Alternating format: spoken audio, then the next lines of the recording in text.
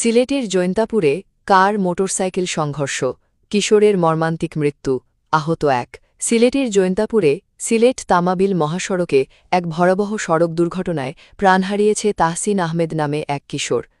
আজ রোববার বিকেলে দ্রুতগামী একটি প্রাইভেট কার ও মোটরসাইকেলের মুখোমুখি সংঘর্ষে এই হতাহতের ঘটনা ঘটে।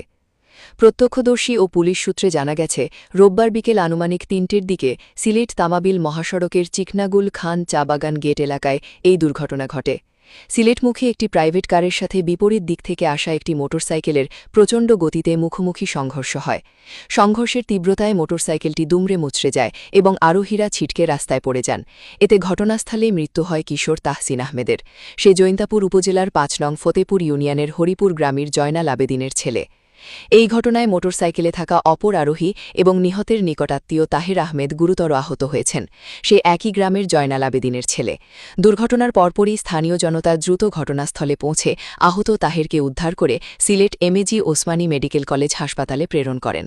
বর্তমানে তার অবস্থা আশঙ্কাজনক বলে জানা গেছে। ঘটনার সত্যতা নিশ্চিত করে তামাবিল হাইওয়ে পুলিশের ভারপ্রাপ্ত কর্মকর্তা সঞ্জয় চক্রবর্তী জানান, খবর পাওয়ার পরপরই হাইওয়ে পুলিশের একটি টিম ঘটনাস্থলে পৌঁছে নিহতের মরদেহ উদ্ধার করেছে। ঘাতক যানটি শনাক্তের চেষ্টা চলছে। বর্তমানে স্থানীয়দের সহায়তায় দুর্ঘটনা কবলিত যানবাহন সরিয়ে মহাসড়কে যান চলাচল স্বাভাবিক করা হয়েছে। ঈদের পরবর্তী সময়ে এমন মর্মান্তিক দুর্ঘটনায় হরিপুর গ্রামসহ পুরো জৈন্তাপুর এলাকায় শোকের ছায়া নেমে এসেছে।